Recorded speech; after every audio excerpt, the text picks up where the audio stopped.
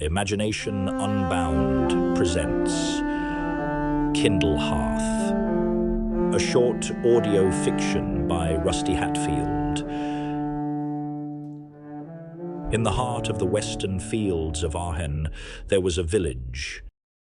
It was a village like many others. It was surrounded by fertile fields, and its people lived their lives to the rhythm of the turning seasons.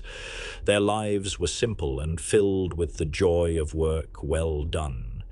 They basked in the warmth of their hearths and in the love of their families. The people here lived good, fulfilling lives, and they were happy, and the community flourished. However, this is not a story about that time. This is a story of darkness and light, a story about when the world changed. This is a story about the village and the darkness that threatened them, and how a single person and the ember she sought saved the people she loved. No one knows exactly from whence the evil came, but they recognized it for what it was. It rolled across the land like a wicked fog. In the great cities and their high towers, educated men would come to call this evil miasma.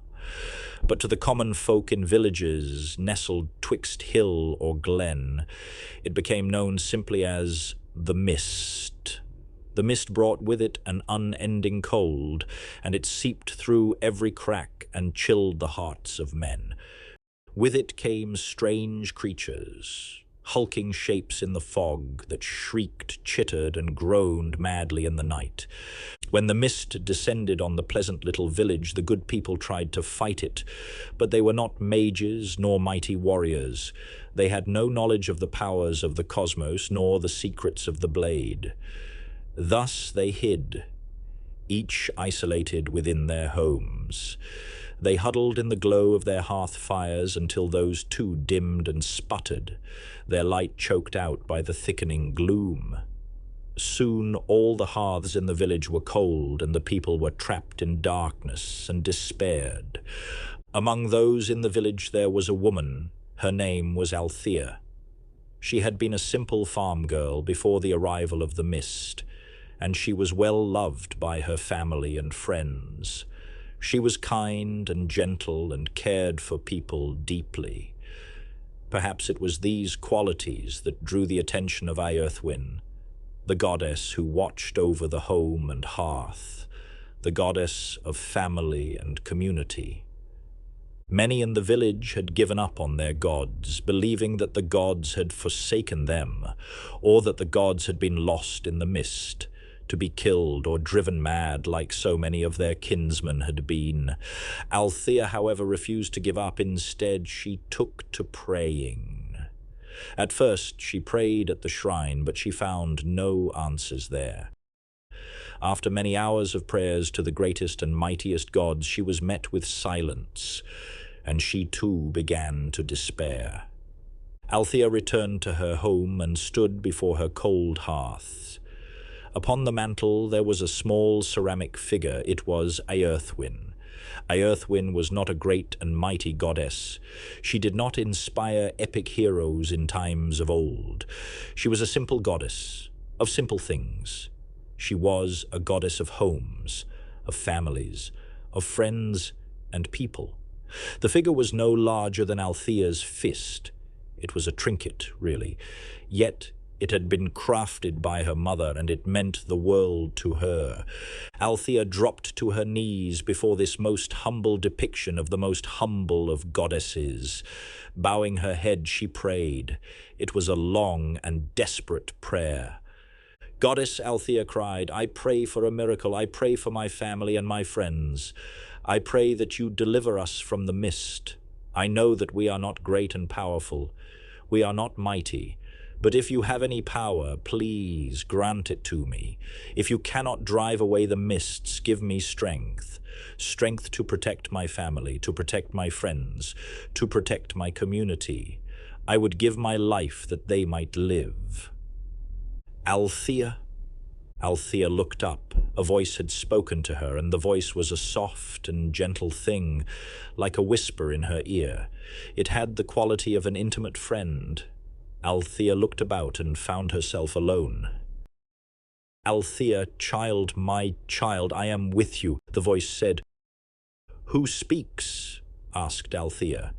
"It is I, your goddess, Earthwind, the hearth-fire, the light in the darkness, the warmth of your home. I am but a simple goddess. I do not have the power to drive this evil away. For that we must call upon a force far greater than I." "What power could be greater?" Althea asked despairingly. "I have prayed to all the gods, and you were the only one to answer. The power is you, daughter. It is your courage and love." "Me? But I am just a girl," said Althea. "You are far more than that, dear one. You are a person. People are powerful. The most powerful force in the universe. People have the power to act." "I don't understand," implored Althea. "Do not be afraid. I will not abandon you," the goddess continued. "Not even in your darkest hour, and that hour is yet to come," she said. "No earthly fire can light the hearth, and yet all fires are born of a spark. When the hearth fire goes out and the hearth grows cold, you can choose to make it bright once more." "What must I do?" Althea asked. "In the mountains to the north, a smouldering ember has burned since the age of fable. It is the Kindle-flame, and it is a thing of great power. The evil miasma fears it. If you bring that ember to the hearth, you can burn away the miasma and light a new fire for your people. It is the ember of hope. But I cannot find a way to get there, and even if I could, how could I carry an ember from a mountain across the land?" Althea cried despairingly. "Fear not, you will not make this journey alone. You will find a man who will help you, but be wary, my daughter, for you will love this man, and he will die." "What? I don't want that. I don't want anyone else to suffer," Althea cried. "All people die, Althea. You will love this man deeply, and his death will wound you, but it will not be the end. The ember burns in a mountain, and the mountain has long protected the ember. You will know the way, but you cannot walk it alone." "The decision is yours to make, dear Althea," Earthwind continued. "Do you wish to carry the Kindle-flame into the mist, or do you wish to stay and watch the mist corrupt all that you love? The choice is yours." Althea's eyes welled with tears, and she cried, "I will do it." The goddess replied, "I know, child. Now go forth and know that I will watch over you." The next morning Althea gathered the villagers in the middle of town. "Listen," she shouted, her voice echoing over the misty square. "We are being tested. I know you are afraid. I am afraid too, but fear is a test. I have been visited by a deity and have been shown a way to save us. We cannot sit here and wait. If we do not fight the mist, then the mist will destroy us." The townsfolk were incredulous. They asked her which of the mighty gods had visited her in the night. Was it mighty Memnon, the god of kings? Was it Athbranan, the god of heroes? Or even the great hunter? Or the true mother goddess of life? "No, no, no, not them," Althea said. "It was the goddess Earthwind, the keeper of the hearth." The townsfolk scoffed. "But the hearth is dead. What can a goddess of a dead hearth do for us? She who even in times of old was a weak and feeble goddess. You were not visited by a goddess. These are but the wild imaginings of a scared and desperate girl." "Please," Althea pleaded, "you must believe me. The goddess told me what to do.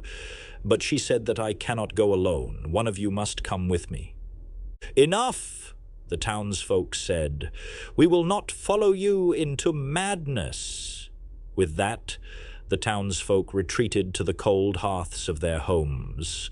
All that is save one. A man stood alone before her. He was not handsome, not exactly, but his rugged face was made handsome by his kind and warm expression. "I do not know if you can lead us to salvation," the man said, but I know that we will not find it here." "Your name, sir?" asked Althea. "My name is Gale," he answered, "and though I do not have a family, I have friends, and the village has been a home to me." "Have you a sword, Gale?" she asked. "Nay," Gale answered, "but I have my bow and an old spear that has served me well enough." Althea smiled. "That will do. We must leave immediately." Gathering what provisions they could, Althea and Gale embarked into the shadowy gloom. The mist was everywhere, and it seemed that there was no road. But Gale walked ahead with his spear held high as Althea chose the path the two would tread. She did not know if she led them in the right direction, but she chose the path all the same. The creatures in the mist lurched and howled angrily as the two passed, and Gale struck them down, his spear piercing their twisted forms. Althea had never traveled much, and her knowledge of the world was limited. She knew that there was a forest to the east, a large river in the south, and that the northern horizon was marked by a range of treacherous mountains. But in the gloom of the mist it seemed that there was no north or south, only a directionless expanse of grey. She did her best to seem confident as they made their way through the mist for the sake of her companion. Truth be told, however, her every direction was a guess. They travelled for a dozen days and nights, walking during the dim gloom of daylight, and sheltering in caves or abandoned villages during the blackness of the night. Eventually they made their way into the mountains. The mist seemed to know that they were close to the Kindle-flame, for it tried its hardest to stop them. They were assailed by tentacled beasts, gibbering horrors, subhumans, monsters of all sorts. They were harried the whole way through the mountains. But Gale was strong and confident, and his spear never faltered. Althea's heart was full of worry, but she never lost faith in Earth-Wyn. If the mist feared the Kindle-flame, the flame must indeed have power. Soon the pair found the mouth of a deep cavern. Althea had not been confident during any point of their journey, but now she knew. They were at their journey's end. "This is the place," she said. "We'd best get on with it then," Gale replied, nonchalantly. "Wait," Althea said. "There is something I need to tell you." Gale leaned against the stave of his spear, listening intently. When the goddess spoke to me, she told me that I would find the Kindle-flame, and that a man would help me." She hesitated before continuing. "I have to warn you, though I do not know if it will change anything." She paused for a long moment before speaking. "She said that I would love this man, and that he would die." Upon hearing this, Gale paused, deep in thought. Althea was certain that he would abandon their quest then and there, but after some time he looked up to her and smiled. "So, you love me then?" he said. And without another word he levelled his spear and stepped into the darkness of the cavern. The two spent hours walking through the twisting and winding tunnels, searching for the source of the Kindle-flame. Just when they feared that all hope was lost, Althea spied a distant glow in the depths of the mountain. "I see it," she exclaimed. "The Kindle-flame." The two hurried forward and came at last to a chamber. The air here was hot, and the ground beneath their feet was rocky and sharp. In a chasm below, molten rock flowed like water, and they coughed and choked on the strange gases that wafted up from below. They were not alone in the chamber. A huge beast of elemental fire lurked within. It had a resemblance to an animal. It was quadrupedal with 4 strong legs and a long, muscular tail. Its head was like that of a lion, and it had 6 fiery wings folded neatly on its back. The creature turned to look at them, and Althea's blood went cold. Its eyes were not the eyes of an animal, nor of a man or a woman. Its eyes were the eyes of the void, deep and ancient. They had seen 1,000 years and 1,000 more, and would continue to stare until the end of time. It opened its fiery maw, and to their surprise it spoke in their own language. "I am Fjorvikar, the great beast of flames, the lord of embers, god of scorching fire. You are ashes. Speak now, little ashes, while you still can. Why have you come here?" Althea answered, "I am Althea, and this is Gale. I have come for the Kindle-flame. The goddess Earthwind has sent us. We seek to drive the mist away and to light the hearth fires of our village once again." The Kindle-flame, the great beast laughed. It was a terrible hissing rumble, like a flame bursting forth from the heart of the world. "Why should I give it to you? What care have I for your hearths or your little village? You are all ashes, merely waiting for your time." "You are wrong," Gale said, his voice echoing in the great chamber. "I have lived in the village all my life. Though I have no family, the village has been a family to me. It is not merely a place, it is people and a shared vision and a purpose." "Meaningless, you are all ashes," the beast repeated. "I do not believe you," Gale yelled. "Please," Althea cried. "If the hearth fire is meaningless, then why do you guard the flames so jealously? I need not answer the mewling questions of mortals," the beast replied. "Enough of this," Gale shouted, leveling his spear at the god of flames. "If you will not give it to us, then I will take it from you." "And what do you hope to do with that stick?" the beast spat derisively. "I do not know," Gale replied, "but I have to do something." And with that he threw himself toward the fiery beast, piling upon his spear with all of his strength and courage. He closed the distance to the beast, with his spear aiming true at the creature's heart. As the spear touched the scorching body of Fjorvikar, it instantly burned to ash. Laughing, the creature swiped at Gale with a fiery claw, sending the man reeling backwards against the cavern wall. Screaming, Althea knelt beside her beloved companion. He still lived, but he was badly burned. Althea shielded her eyes, waiting for a killing blow from the god of fire, but the blow never came. Fjorvikar laughed. It was a low rumble, but somehow mirthful. "Now that is fire," the creature said. "I will admit, mortal, you have surprised me. Perhaps you are more than ashes after all." Without another word, the god of fire reached into his own heart and withdrew a tiny glowing ember from its core. "The Kindle-flame is yours, woman. Bear your man back to your village. Light your goddess's hearth and warm your homes and communities. Its light will see you through this dark age." Althea held out her hand, and the Lord of Fire placed the ember in her palm.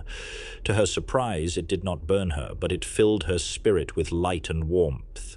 Lifting Gale, he leaned heavily upon her shoulder, and the pair slowly made their way home. The mists parted as they passed. The glow of the ember held it at bay. They were not troubled by mist-born creatures. Finally, they returned to the village. The townsfolk had not moved from their hiding places, and the miasma had continued to spread. Using the ember, Althea lit a fire at the communal hearth in the center of the little village. The light of the fire drove the mist past the village's edge. Soon her friends and neighbors emerged from their dark homes, drawn to the warmth and light. From that single fire, more flames were lit and carried to the hearths of every home, returning light and joy to those within. From those, still more fires were lit, and then more until the Kindle-flame had spread to every village and town, bringing safety and warmth to those who lived there, holding the darkness at bay. Gale recovered from his injuries, and soon after the two were wed.